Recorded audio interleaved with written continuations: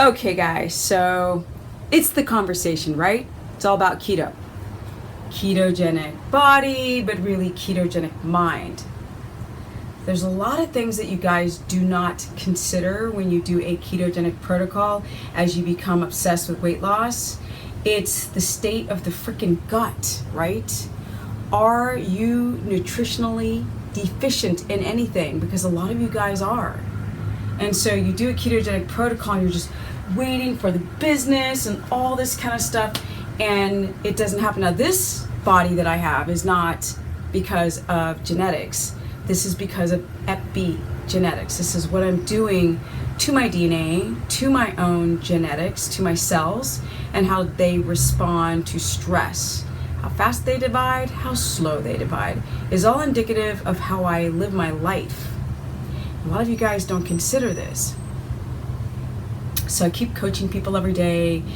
I have like Facebook groups, keto culture. I've got like my private page, I've got my fan page, and I keep having conversations with people who consistently talk about weight loss. They consistently talk about food, before and after pictures, and people are not getting down to the crux of the problem, which is the broken metabolism that you started with. Now, things started with maybe even while in utero, or chemical exposure, or how much candida your mom had in her vagina while you were born. Like, this is going to affect your genetics. If your mother had was eating carbs, a lot of carbs while you're in your belly, if she was going through gestational diabetes, this is going to affect your growth patterns, your size, your ability to repair. A lot of these things play a huge role. How the state of your mother's health is going to affect your genes. If she's eating carbs, that can create malformation of the cranium and how the teeth fit in the mouth, if you need glasses or not. I mean, it's really, really interesting how genetics or epigenetics work, because a lot of people are like, oh, well, in my family. I'm like, it doesn't matter if you're in your family, if something like fibroids, right?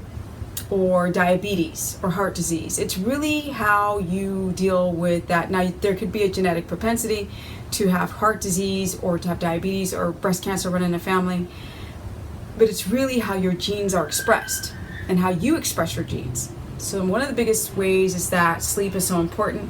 I talk about it all the time. Everybody thinks they sleep deep, but they don't. You guys don't. People don't realize there's levels of sleep. So just because you're at like the third level of sleep and you're knocked out does not mean that you are in enough REM state cycles, which is reparative. And you need to sleep between 10 and 12. A lot of people are like, but I can't. And I'm like, because your cortisol is inverted. A lot of you guys are malabsorptive, nutritionally deficient. This is your immune system, guys. It's not here. It's not there. It's here in the gut. So you can't necessarily get the business. And I just had a consultation with a woman today, bless her little heart, but she said at the age of 50 that she wanted to get shredded down to 9% body fat in the next year.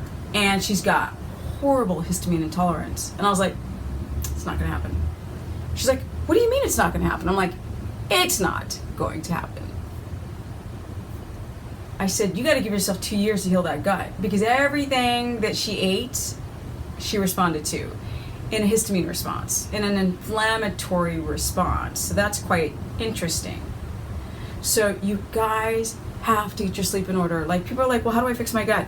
Or how do I, people aren't absorbing their potassium. People have muscle cramps and they have heart palpitations on keto. They're constantly thirsty, constantly dehydrated, no matter how much they drink. So their sodium potassium balance is off. Guys, you need to fix your shite. Stop pushing your body to the limit. Stop taking diuretics like caffeine if you have problems with your potassium. Yes.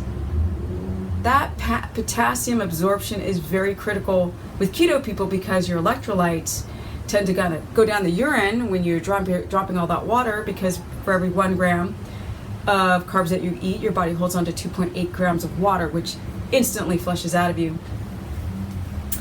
and people have poor liver and kidney detoxification, so that's also a problem. I know, but all of these things are fixable, and do not get it twisted. Girl has got some energy. I'm so excited. Such a beautiful day outside in California. But I wanted to talk about these subjects. Somebody said, "Oh, I missed the old Stephanie. You're so serious." And I'm like, I'm not serious. Right underneath the layer, I'm about bursting with energy and really excited about all these things that I'm learning. But I'm just having the conversation about potassium, malabsorption, leaky gut, how this affects everything, your mood, depression, feeling dehydrated, the muscle cramps. People keep having the muscle cramps. These are things to consider in your keto adaptation, things that have to get fixed as you're trying to adapt. Now, you can do a ketogenic protocol to fix these things, but then the application of it has to be incredibly strict or it won't work. So this is just a video reminding you to understand your potassium balance. You may not be getting enough potassium, which is very important. You could have poor kidney and liver detoxification, which is huge. Another big reason why you guys don't do well on keto is because you're not methylating, you're not detoxing very well. And so when you're trying to understand why your glucose is so high or why your numbers look good but you're still tired, it's because of these things we do not consider. And I'm always talking about the adrenals, and I'm always talking about like pregnenolone steal and like cortisol robbing from your sex hormones and men, why you can't build muscle. There's a lot of things to consider, but a lot of it starts with sleep. A lot of people are like, "Oh my God, well, what do I drink on keto?" I'm like, water? I mean, water? I know a water source sucks, but I mean, start with water. But yes, just wanted to some healthy reminders of what to think about when doing a ketogenic protocol, why you don't adapt, why you don't sleep, why you have inverted cortisol, that anything that's stressful to the body can affect your sleep patterns, and you have a difficult time to get into REM state cycles. A lot of you guys wake up in the middle of the night, sometimes around 12, sometimes around 2, and some of you guys wake up at 4 and then you just can't sleep. And then when you do go back to sleep, you wake up at 8. That's when your cortisol is too high, and then it drops when you have cortisol too low. That's adrenal insufficiencies. So these are just some reminders of things to consider on your ketogenic journey, that you have to fix these things before you adapt. There's a reason why I'm strict, and it's because you guys are not adapting, because you're not considering all of these things, your metabolic damage, why you gain weight on keto. So don't forget, I'm coming to New York City, the NYC, November 12th, 2016. Go to my website for tickets.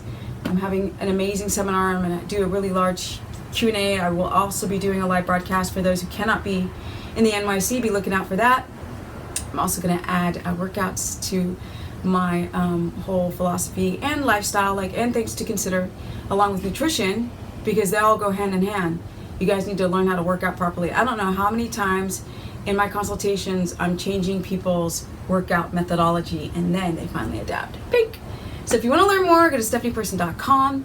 Stephanie the Business Person on my Facebook fan page, Stephanie Ketogenic on my Instagrammy, Steph the Business on my Periscopes, which I do live broadcasts anyway, Q&As, but it's really messy because so many people chime in and make comments and trolls. But it's still a good way to ask questions, or the live broadcast. But you have to have a Facebook page for that. You can also go to my Facebook page, which is Stephanie the Business Person. You can also go to Stephanie Ketogenic on my Instagram. And that's enough social media for me. My ass is too old for this at 49. This is the business, and this is what keto can do. 9 years in ketosis, well, almost 9. I'm going to peace out.